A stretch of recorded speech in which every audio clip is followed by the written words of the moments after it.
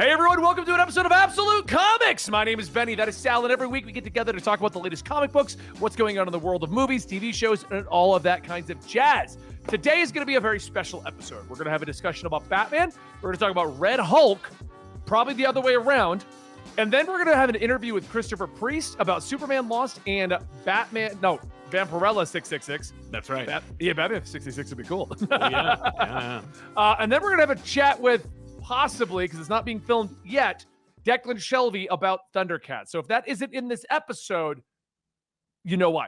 I just don't get it. I don't understand what they're choosing to do with this Joker thing, what Chip's doing with the Joker thing, because it was set up as, Joker, how do you know about Zeranar?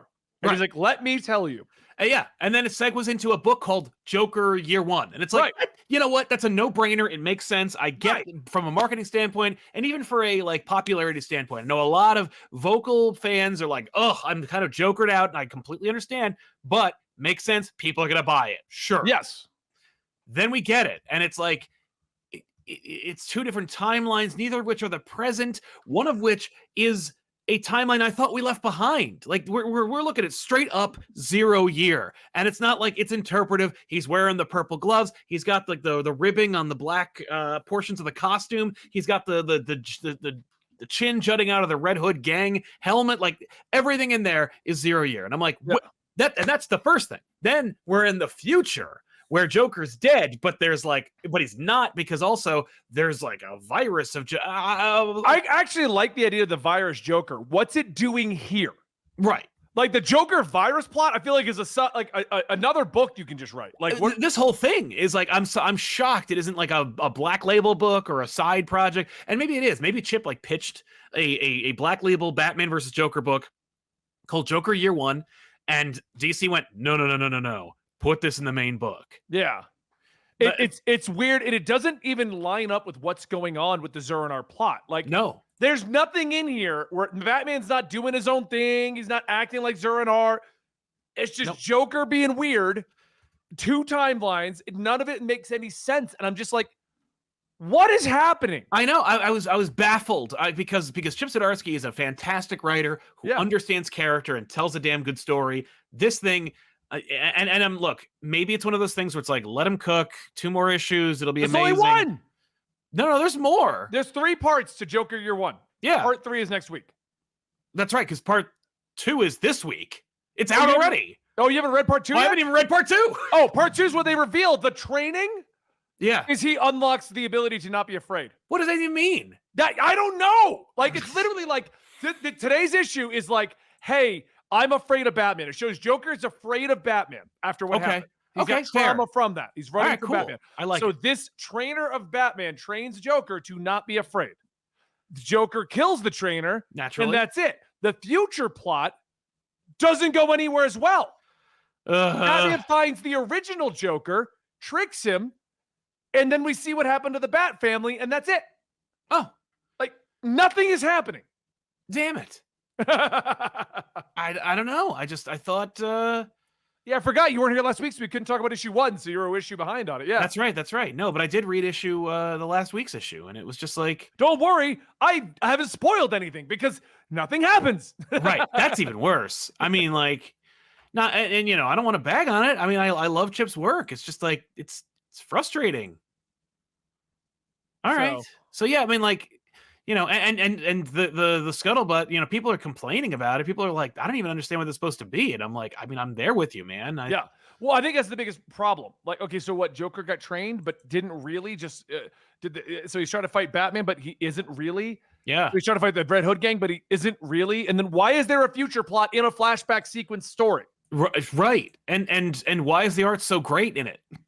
Oh yeah, it's Sorrentino. Yeah, Sorrentino freaking nails it. Oh my god, Reddit's a bunch of freaking morons. I saw a post this morning like, is Sorrentino using AI to recreate Batfleck so he can trace it? And I'm like, no. You know what I'm getting tired of? Yeah, it is the amount of people that have decided they can decide what's AI. Oh, I know. I could tell if it's AI. No, like the obvious ones, yes. Yeah, but no, you are not able. You are not going to sit here and tell me that Sorrentino. First off, why did you assume he AI'd Batflex? Like, what are you talking about? Yeah. But AI bat flick and then traced over an AI bat flick. Like, why would they do that? What? Because he's like one of the most well-known artists out there. But hey, let's tank our career. No, you did not do that. You Reddit piece of shit. Yeah, he's an artist. Artists find that concept it's really rare to see that in an artist, especially one in a comic book artist. It's insane. But I just find that just little tangent side note. Yeah, no, it's just like, please. For those who are wondering who's here, we have Christopher Priest, and we're going to be talking about Vampirella 666. We'll be talking a little bit about Superman Lost as well, which I've been loving. So that's right. The only thing I haven't read is the last issue. That's the only thing I haven't read. So great to have you on here to talk about it, right? Hope it turned out okay. But did you see 9? Did you get the cliffhanger on 9? I believe I did. Because the latest one came out, and I looked at it. It was like read all the way up. All right, I'm caught up, and then I forgot the last one came out. Okay. Okay. Well, I mean, it was a really big cliffhanger at the end of issue 9, which I won't give up here. But I think if you had read that issue, you'd go, "Oh hell yeah, I saw that cliffhanger. You have a lot to explain, young man." So maybe you haven't maybe not as caught up as you. Well, no, the only issue we run into, and I know Sal, is we have to read so many comics for our job. I know it's true. Yeah. So I on average, I'm reading about 20 to 30 a week. So sometimes plots I enjoy, I kind of pseudo forget until the next issue drops. And then I start it, and I'm like, "Oh, right, that's what happened." So the problem that I have traditionally had as a writer is that I tend to write fairly complex stories that hang left and throw curves at you here and there. Yes. And a lot of comic book fans, they have their pull list and they go and they pick their stack up, at whatever day of the month of the week, whatever, however it works. Yeah. And then they go home with it and they start ripping through this stack of comics. And some of them are posting reviews and some of them are more active in fandom or whatever the story is, and I'll get these reviews where they have completely missed the point of the story. And I'm thinking that's because you read it too fast and you can't do that with my stuff. Right. I agree. Yours is in my stack of I have to pay. Like there's some writers that these I got to pay attention. These are breezy reads that I can just kind of flip through a whole bunch in a hurry. I never mastered breezy. I failed that class. Yeah. So I would read like Denny O'Neil stuff, and then he started tutoring or mentoring me, and then he started mentoring Frank Miller, who came in after me, and then I started reading Frank stuff. And even though I knew Frank, on a personal level, I just started to just completely become like this fanatic, follower of his work. And I would read his, Frank Miller Daredevil, and you get to that last page and you're pissed because it's the last page, and because you hit the letters page like, oh no, there's got to be more, no more, and then you just sit there and you go, at the end of the story, you just go, holy crap, and that's how intense it was and how dense it was and how involving it was. And he makes you think and he makes you consider, and sometimes he'll split his audience up where Sal will think one thing and Benny will think, no, that's not what Kingpin's after. He's after this other thing. And we can fight about that. And that, I think, is the kind of experience that I'm trying to bring to people. So don't go flipping through my comic books because you're going to miss something. Well, Superman Lost is a great example because whenever the new issue would come out, I made sure that it was like one of the last things I read.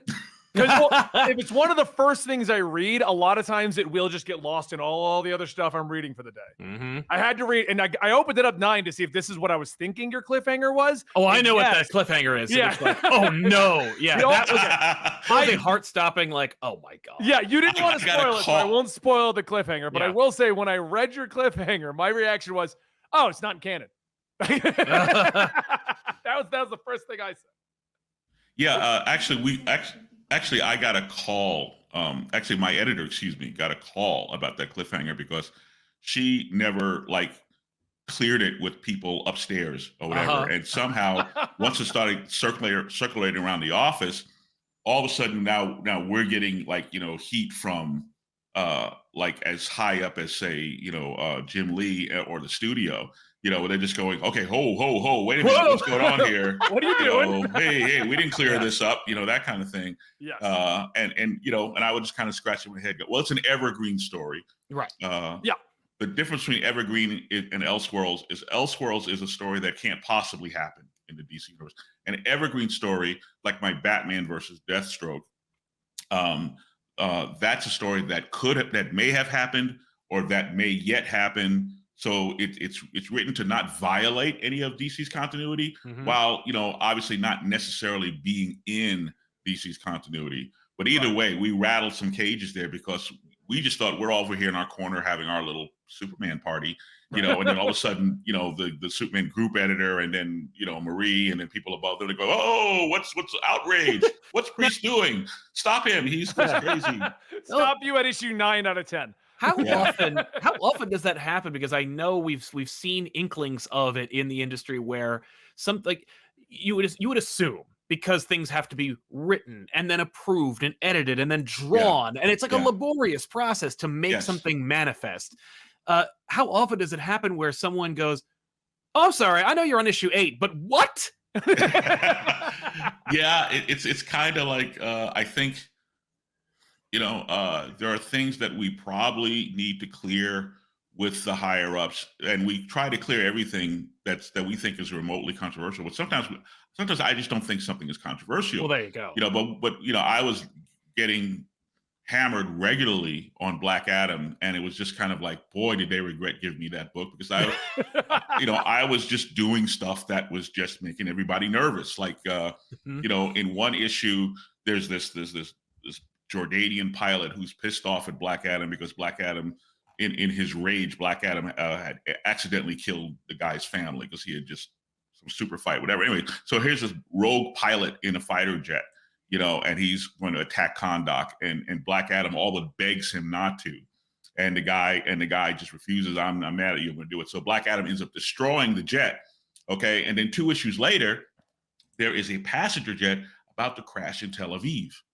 Okay, and Black Adam's passing by, and he sees this jet about to crash, and he saves the jet and keeps the jet from crashing into Tel Aviv. So now everybody in Kahndaq is pissed at him because he destroyed the Islamic jet and he saved the Jewish jet. Right. So phones start ringing all over Warner Brothers. Oh, hey, whoa, hey, what? Wait, what's going on here? Whoa, hey, what's, But I'm like, if you're doing a story about a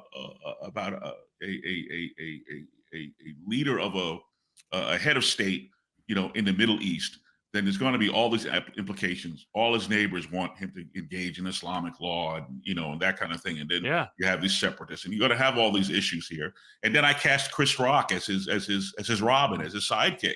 And then they objected to everything he said, everything that Bolt, the sidekick, said. He mentions Michael Jackson, and they redlined it. And I was like, all he said was Michael Jackson. He didn't say anything about Michael Jackson. Right. He just said, like, I don't care who you are. You got to wait outside if you want to. He's an intern, a doctor. You got to wait outside to see me. You got to wait your turn. And Black Adam's like, yes, but I'm Lord of Kahndaq. And he says, Lord of Kahndaq, Prince, Michael Jackson, all got to wait. Right. And you can't mention Prince.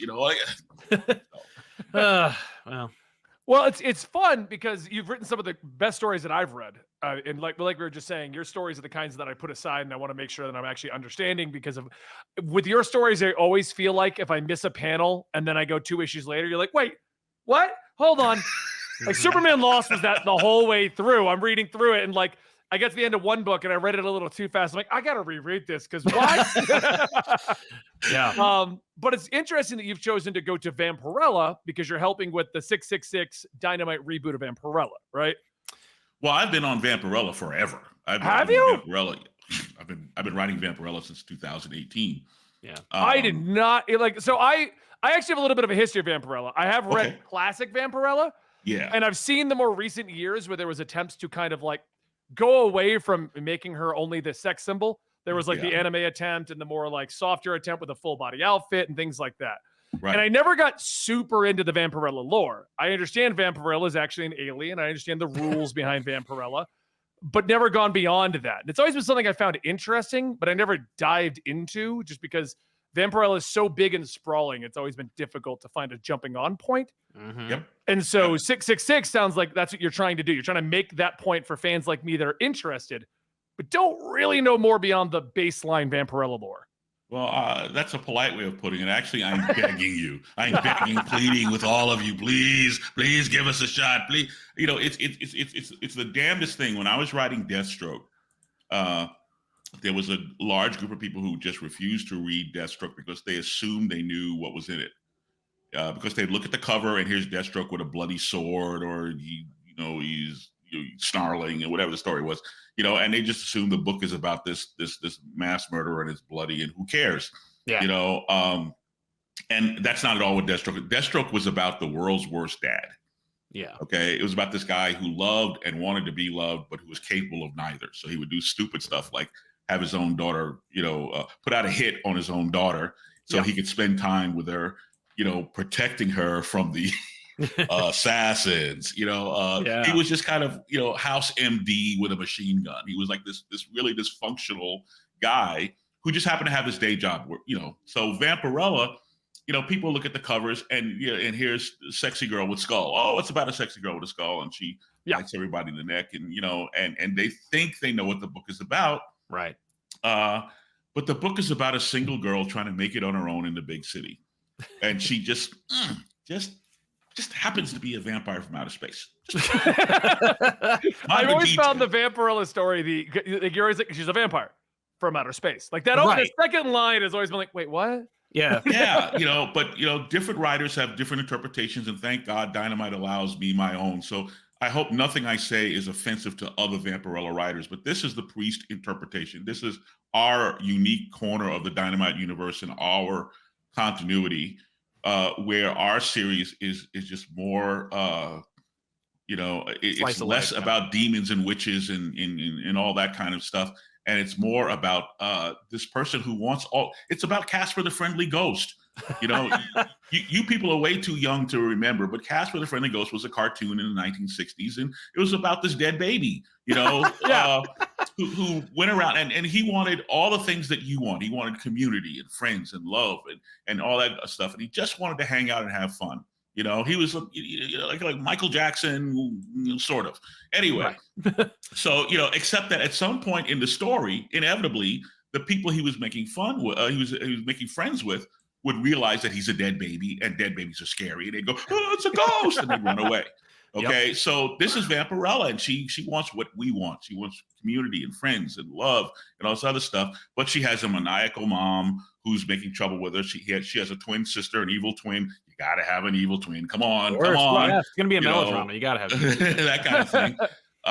She has this friend Benny the Witch, and she has this love interest named Victory, and this whole community of people. And it's kind of like the HBO series Girls, about young people in the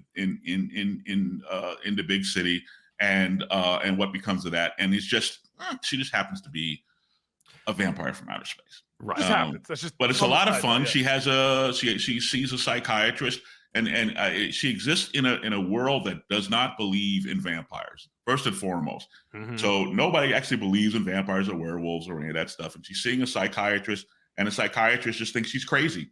Yeah. That there's a practical explanation for all of this and everything she's talking about.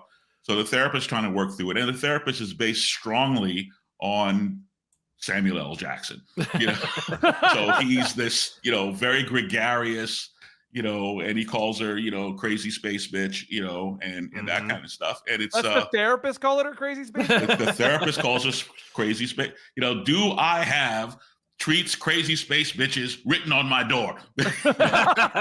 Answer me. Do I have crazy space?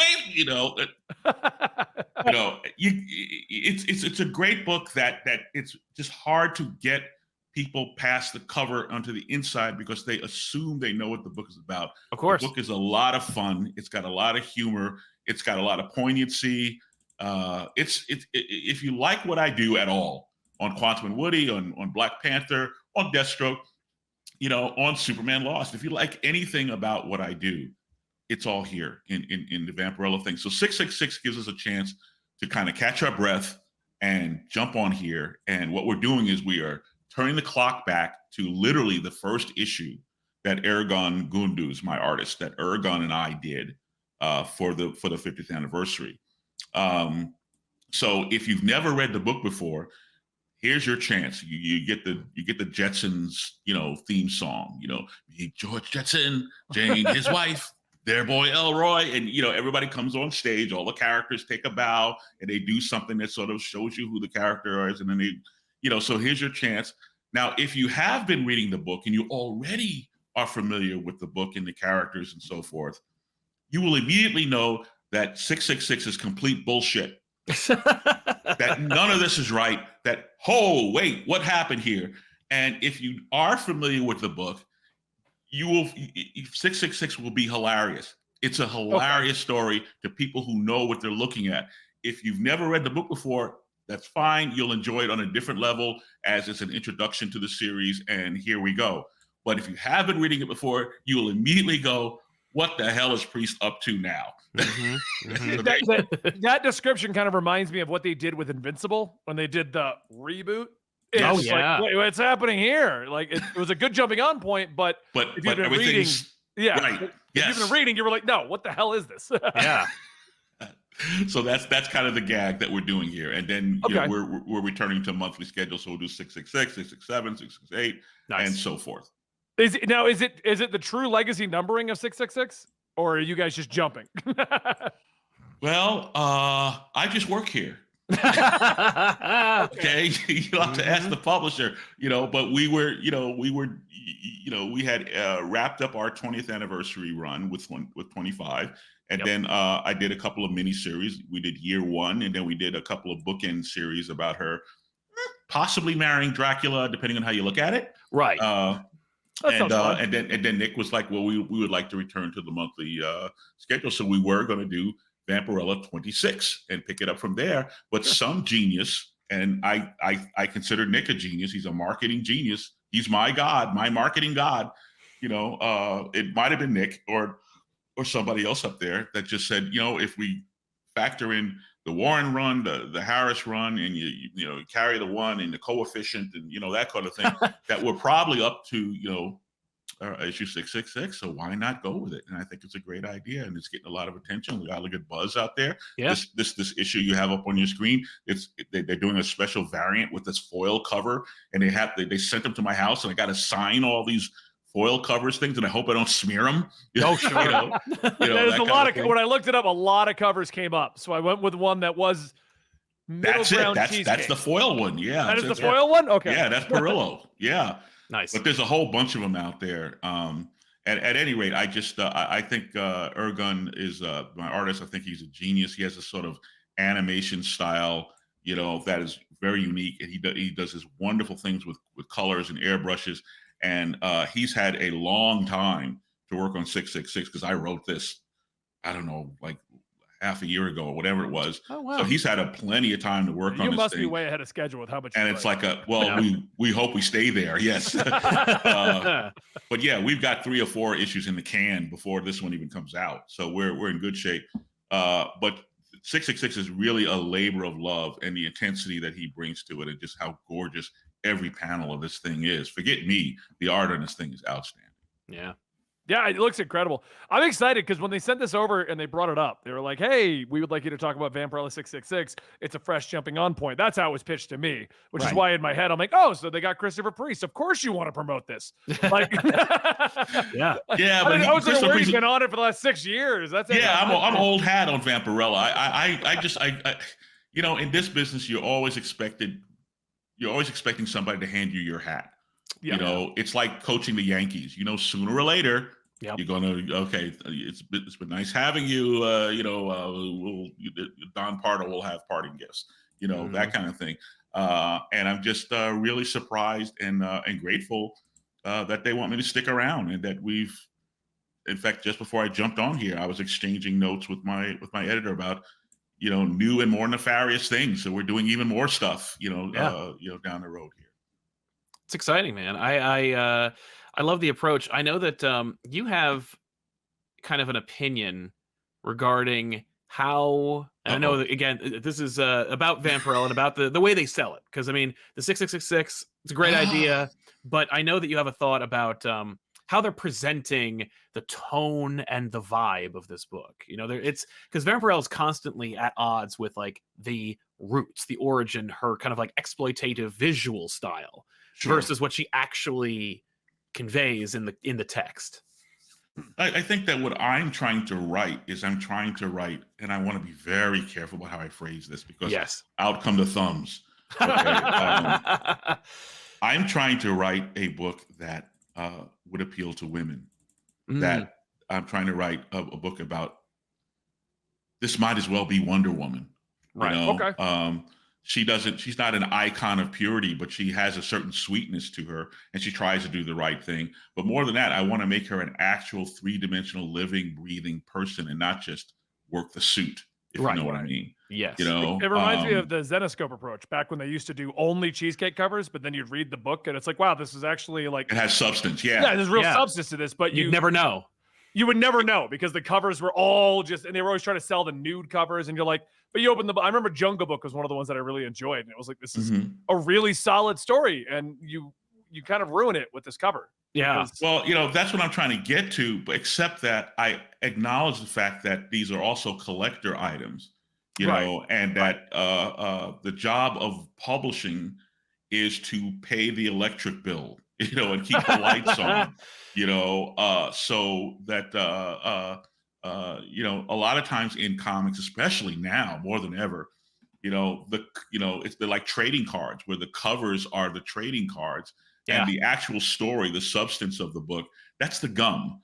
And whoever cared about the gum, you know, that kind of thing. So, you know, I don't mean to be critical of Dynamite for their creative approach. You know, they make the covers collector's items, but much like the Deathstroke covers, I think it's kind of difficult for people who don't already read the book to get past the cover, to get inside it, because they assume based on the cover, they judge the book by the cover. And that's kind of what happens, which is why I've, why I'm here today. And, to try and get it out there.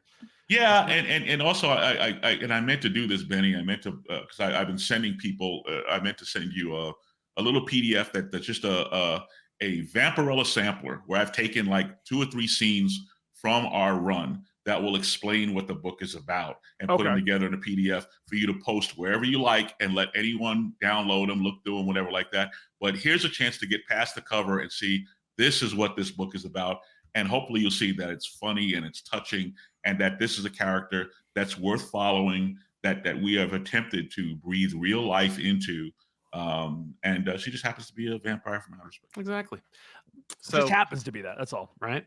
Like, also, the thing I want to, I'm like Sex in the City, but vampire from outer space. Well, yeah, exactly. Actually, I was getting ready to say something similar. Where I just go, you know, the sexuality in our series. You know, this is her sexuality, these are her choices. She's in charge of all of that. These are her decisions. You know, she's never this hapless victim of whatever, you know, where she's left brokenhearted because, you know, some guy's taking advantage of her or whatever the story is. And, you know, it's not that exploitive, you know, idea. It is a very empowering book, you know, or at least a book that is about an empowered, fully realized, self-realized character. Yeah. And it's funny as heck in some places. Well, I'm excited. Like I said, when you guys initially set this over, I'm like, well, I'm going to finally check out Vampirella properly instead of just like a couple oddball stories here and there and then being confused. But I'll email you the PDF though, because you might get some of it from 666. But let me email you like, okay, here's just a brief, you know, primer on this is Christopher Priest's version of Vampirella. Yeah, a vampler, if you will. Why did I think of that? Oh my gosh! Wow, I'm so old. That was brilliant. Well, thank you very much. much. Well, Sal, did you want to add anything to it, or no? I mean, I'm excited to check it out. I'll keep an eye out for the Vampler, but in the meantime, that book is. I'm renaming that file right now. Vampler. And as I understand it, that book is 666 dropping tomorrow. That is Valentine's Day. Yes, that one's lined up. The other book they wanted to talk about, Thundercats. I don't know when that comes out because it didn't line up. It's out already. I couldn't find it. We'll talk about that in a minute. Yeah, it came out last week. Oh wow! Okay, right? Thank you. I'm not the only one because I thought it was, and then I'm like, where is it? No, I read it. Got it. Well, that's you know, I'm excited for that too. And so congratulations. That's a real get for Dynamite. Yeah. And really looking forward to that book as well.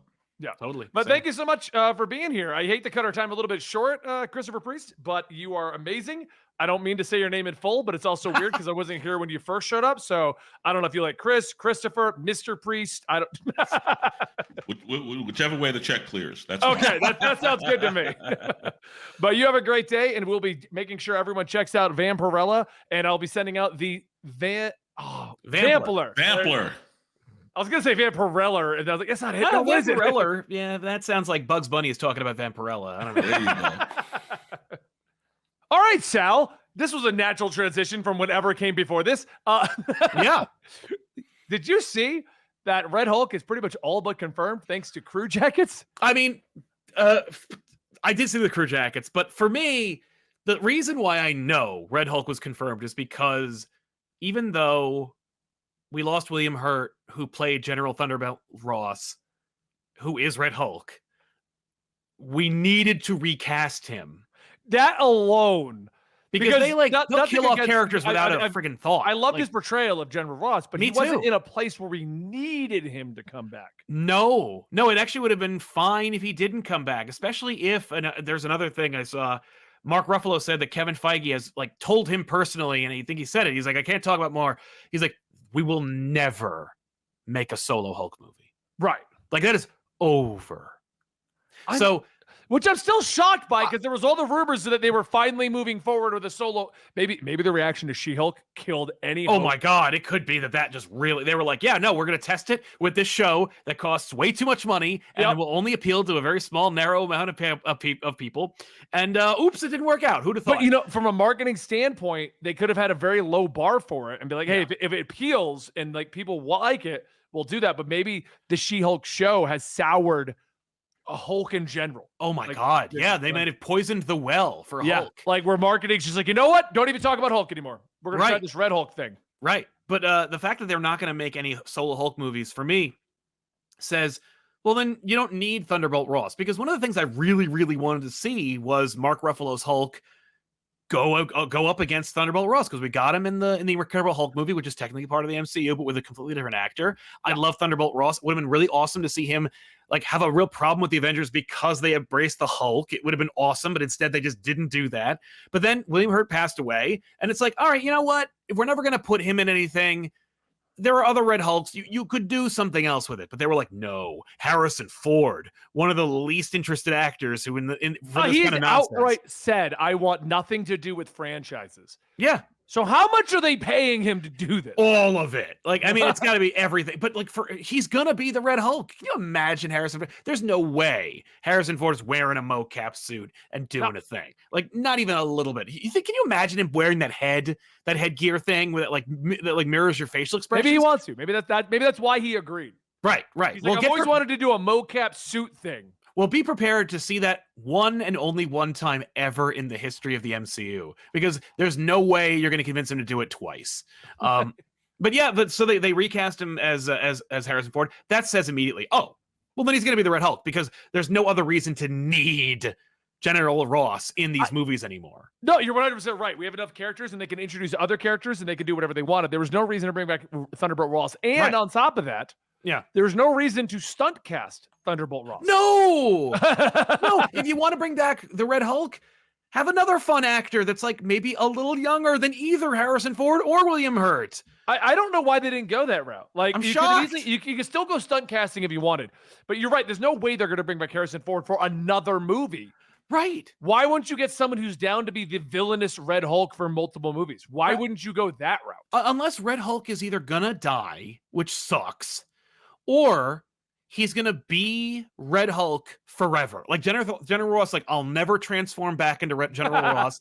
I'll always look like someone else. I mean, he kind of does, doesn't he? He doesn't turn back for quite a while. It's true. He does stay that way. But eventually he does come back. He does change back.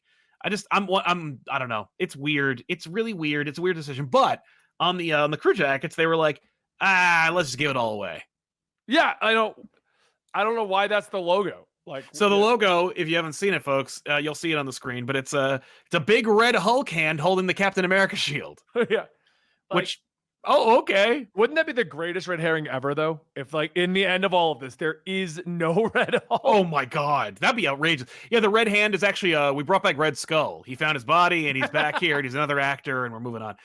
Man, Bucky's not in this movie, right? Bucky's in Thunderbolts. Bucky is supposed to be in Thunderbolts, but I'd heard they brought back everybody. I'd heard they were planning on bringing back William Hurt. Liv Tyler might be Betty Ross in this movie. So we're gonna have a Hulk movie without the Hulk? I think the leader's in it. I think the guy who played the leader in the Incredible Hulk movie, or at least the proto leader. Like, so do you think they're gonna bring back Mark Ruffalo even for a cameo? You can't do the whole Hulk cast without Mark Ruffalo. I would be crestfallen if they do like essentially a backdoor Hulk movie with no Hulk in it. It's all Falcon, right? I mean, it's all Falcon. Like, I mean, I would love to see Falcon and Hulk team up and do a movie, but like, right? Why don't we have another team up movie? Like we did Ragnarok, that worked out great. Exactly. Yes, it works really well. I mean, that would be really disappointing because I want to see the leader. I want to see Betty Ross. Leaks of Mark Ruffalo on set.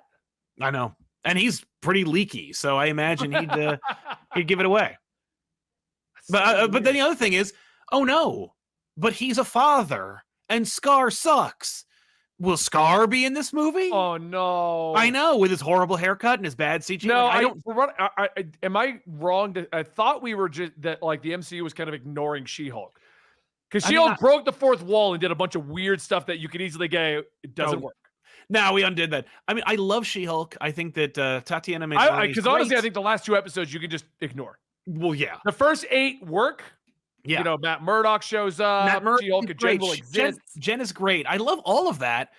I want She-Hulk to be in the MCU. I love her design. I like the way that. I want her to continue doing it. I don't. Her show didn't work the way anyone wanted it to. No, but put her in. She'll be fine. Yeah, she'll be fine. Her. Yeah, and we brought back, Matt, and he's great. And I really like the yellow suit, even though it's not coming back for the Daredevil show. But yeah, we need to drop that. We need to drop that Hulk baby.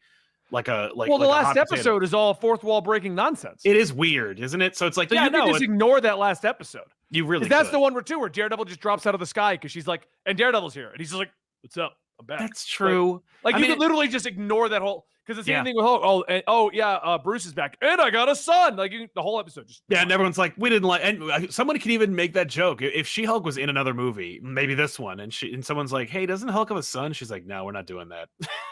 Or no one liked that ending. No one liked that. Yeah, fair enough.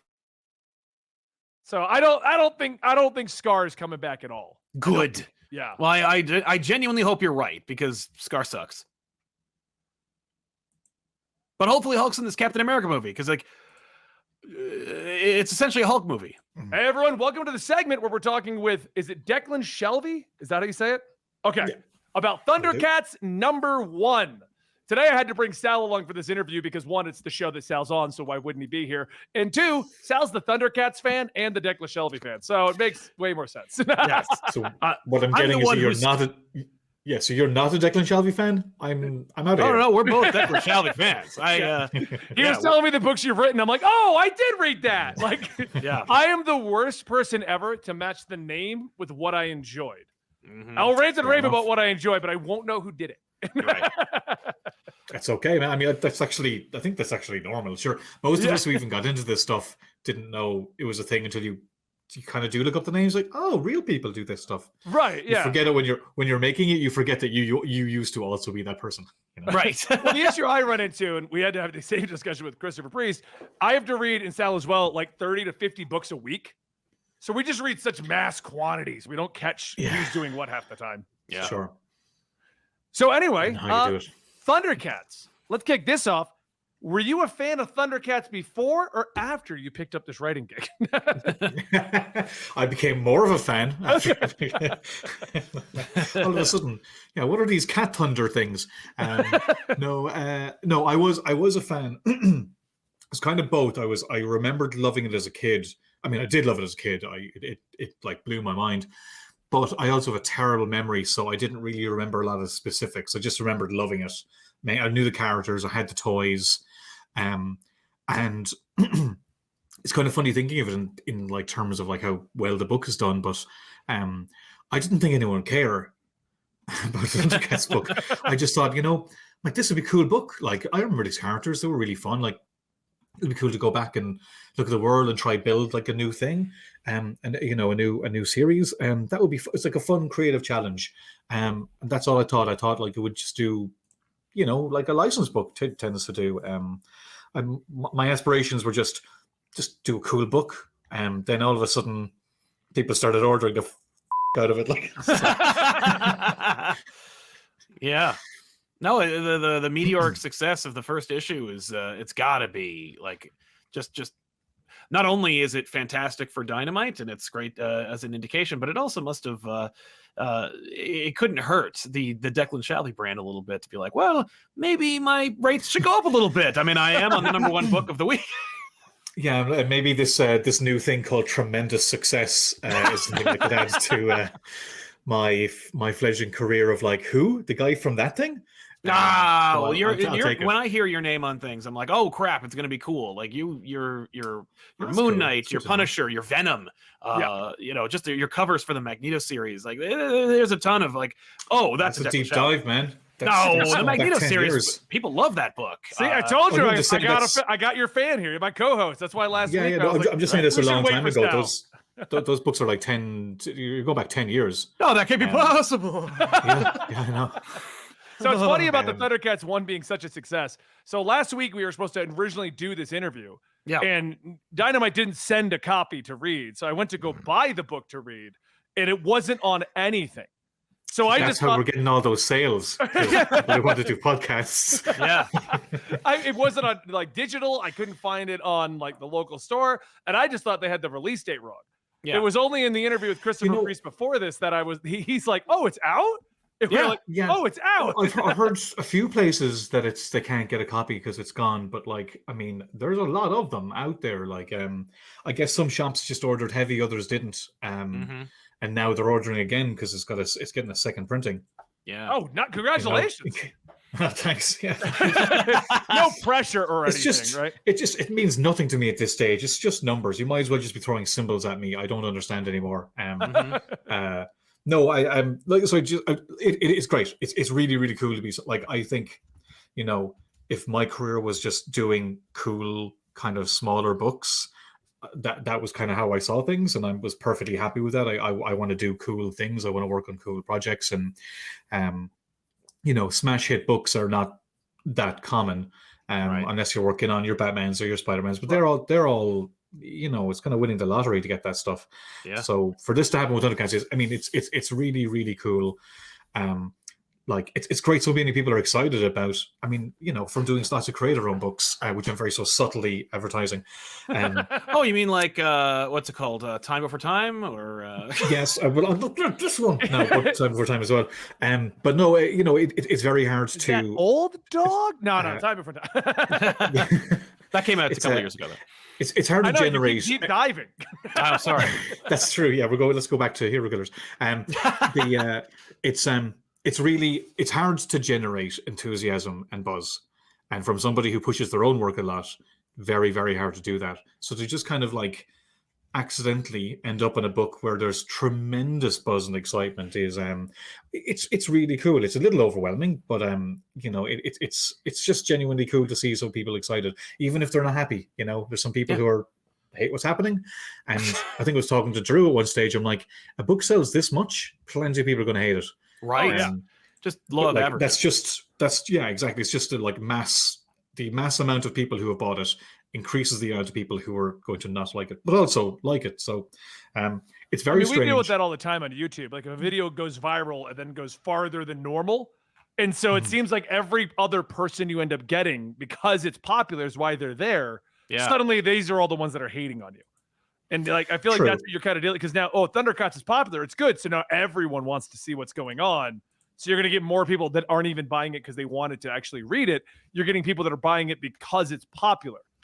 Right. So they're not going to resonate with it at all. They just, it's popular. I had to. But who gives a crap, because it's selling now, and people are like, you know, it's like let them hate buy it. Are you kidding me? Knock yourself out. I generally I generally don't really care about reviews, but I will be honest, I have looked up like YouTube reviews and stuff like this, and like it's hilarious how, it's this thing's too much like the original. It didn't take any chances. And then another one is like, this is too different for what I wanted. It's not exactly like the cartoon. So I just feel like if those are the two extreme reviews you're getting, then I feel like we're definitely hitting the middle, which is what the goal was, is to do a cool book, like work with Drew Moss, who I think is incredibly underrated artist. Yeah. Like have him on a book where he sings, where we can do something like a visually interesting, fun book.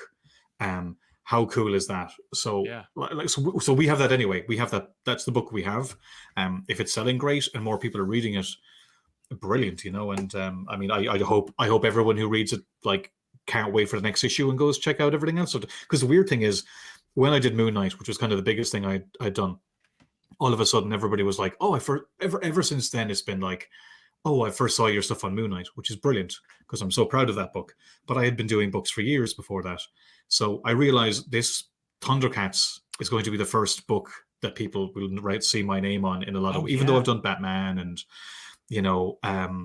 what the hell else have I done? Like X-Men and stuff like that. Alien. Yeah, he brought that up to me in the car on the way over. He's like, he's writing Aliens. Like, oh, I like Aliens. Yeah. Yeah. Well, great, good. Yeah. But just from the sheer numbers, this is going to be probably people's first Declan Shalvey book, and I just did not think that when I took this gig, that's what I was signing up for.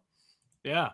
I love that as far as the tone, the direction of this book, at least as far as the first issue is concerned, it's a nice balance between what you remember from the show, but also making it kind of like updated for the average viewer. We got a chance to talk about it a little bit on our show literally last night. Like my wife and I were just talking about the book, and I was like, this is cool because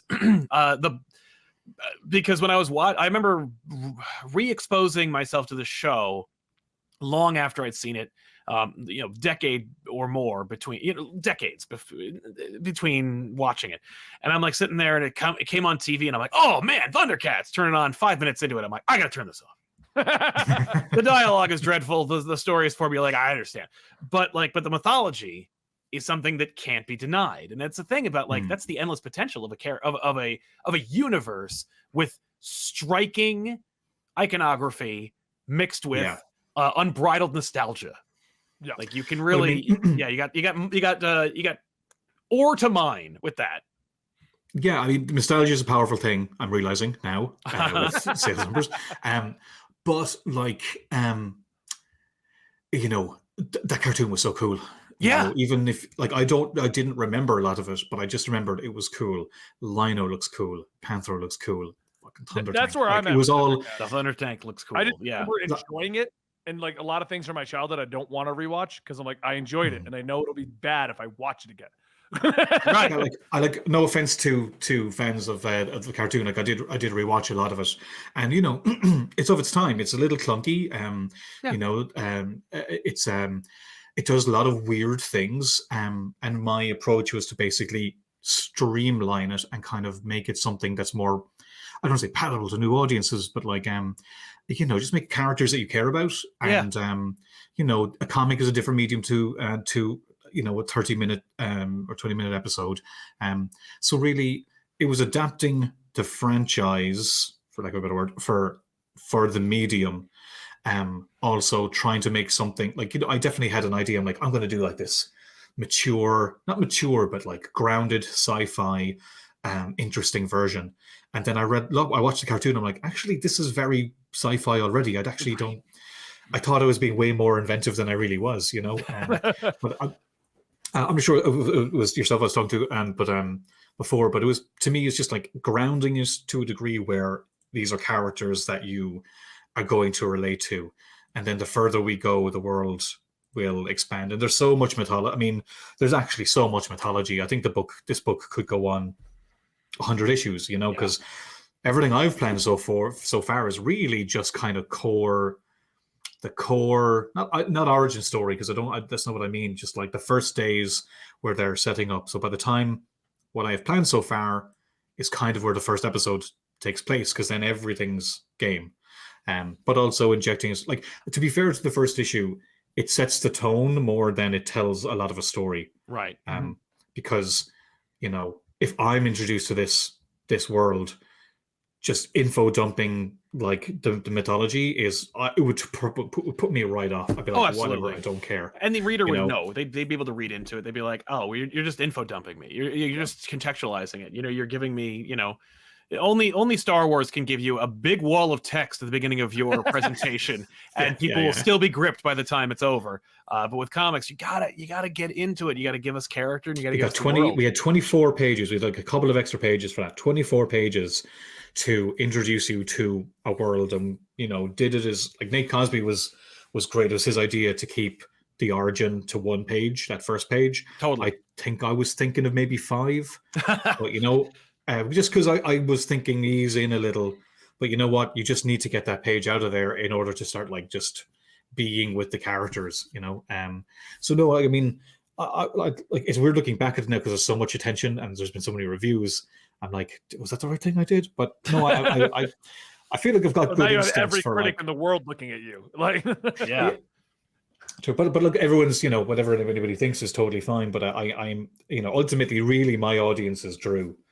And if Drew's enjoying it and he cares and he's got stuff like I remember writing Thundercats whole scene, and I was like, oh man, I wish I was drawing this. I know I'm onto something when I'm like, I wish I was drawing this. And then he comes back with this really like, you know, even with the 3-panel page, like he kind of moved the panel borders a bit so the sword kind of pops out of it. I wouldn't have done that. Like I had something else in mind, but his version is a tweaked version of what I would have done, but it's better, you know? So ultimately that's it, is like, I just want Drew to, because Drew loves Thundercats and he wants to do it all.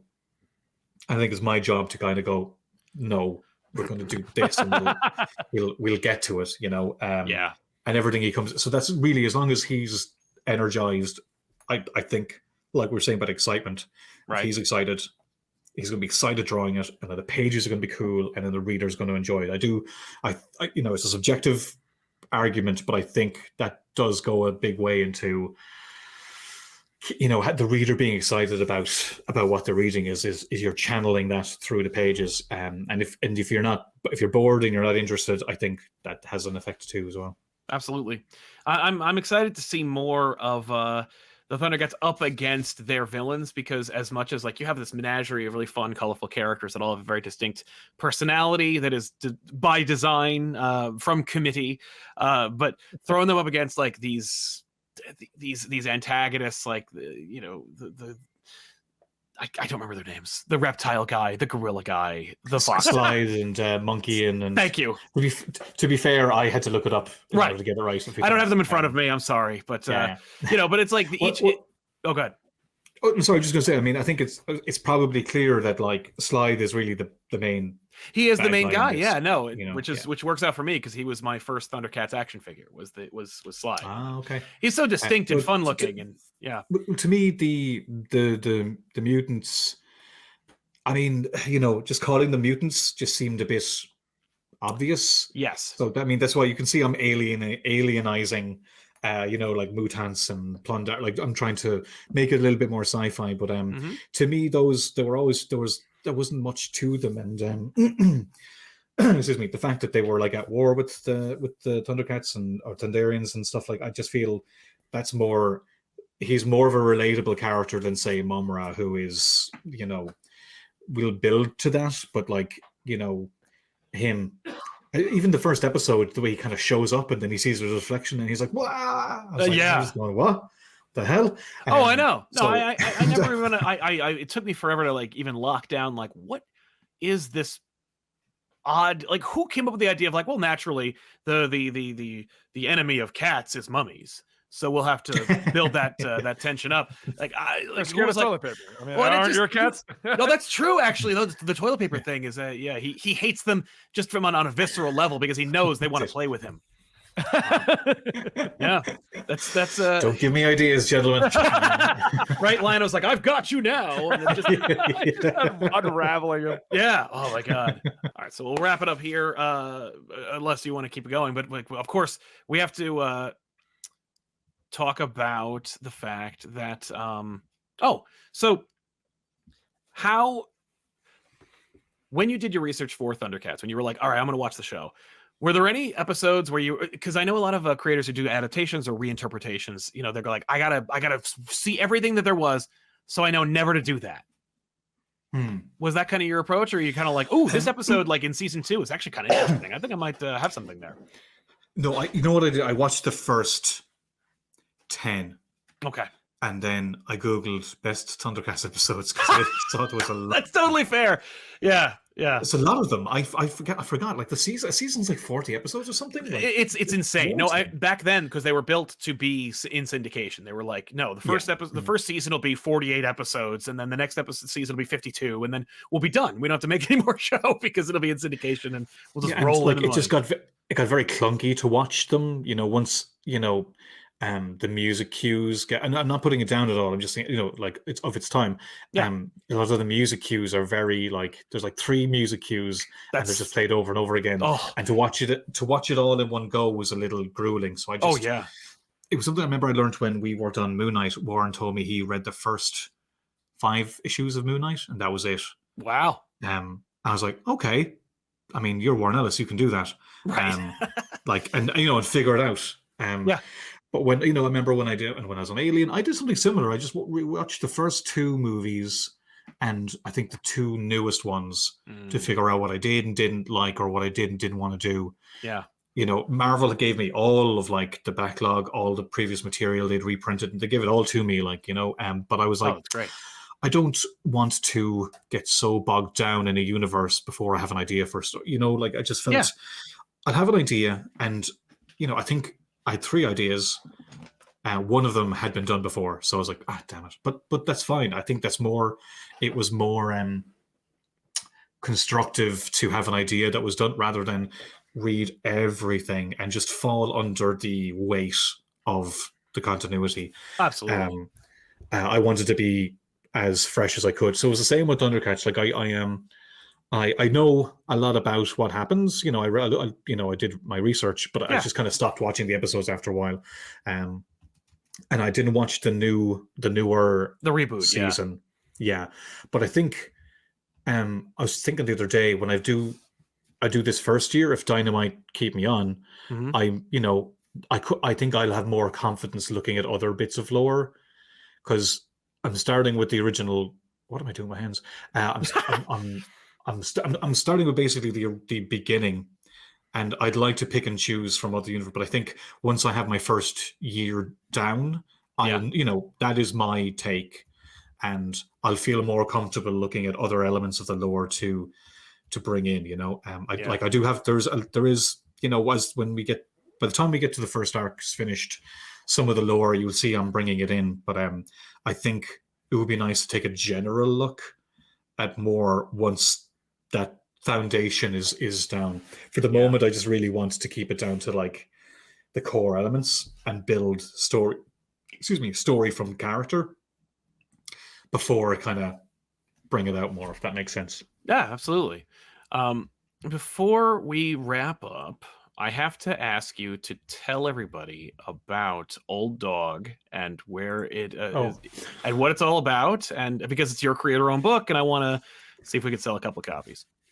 Oh, thanks very much, man. Old Dog, Volume 1 is out now. The next edition will be out later this year. But Old Dog is a story about this grizzled old CIA agent who, just before his retirement, is involved in this crazy accident that effectively gives him kind of like super soldier abilities. But when he wakes up, the world around him has changed, and he basically is recruited by this dark CIA agency to basically like do Nick Fury shit. Okay. Except he's old and grizzled. He looks like Clint Eastwood, but he can punch people through walls. Yeah. I'm not sure I'm really selling it very well. No, I mean it's a grizzled super soldier story. Yeah. Yeah, like if you like books like Sleeper, or the way I was pitching it when the book came out was it's Winter Soldier meets The Americans. Is how I was putting it. Espionage, kind of a little bit of superheroics, a moody character who growls through scenes, and his his estranged daughter who hates him, who is forced to work with him. But it's basically done in one issue. It's just a big fun action espionage superhero-y book that I write, draw, color, design. I do everything on it. It's the one book I've done where it's all me. Yeah, is this not, the like, first? writing This is the first like Declan Shalvey original where it's like all you did the coloring, the writing, the lettering, or did you do the lettering? I'm sorry. No lettering.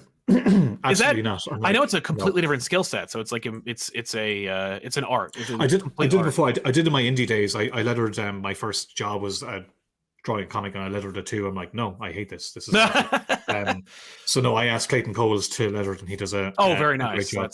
I had done it on a Hulk one shot. I did an Immortal Hulk one shot called Flatline, and that was my first time writing, drawing, coloring a comic, and I enjoyed it so much. I'm like, I want to do this more. So I just started Old Dog right after that, and then there was the X-Men Unlimited stuff. I colored that too. So I just I didn't think of myself as coloring myself that much, but I actually really enjoy it now. So that's nice.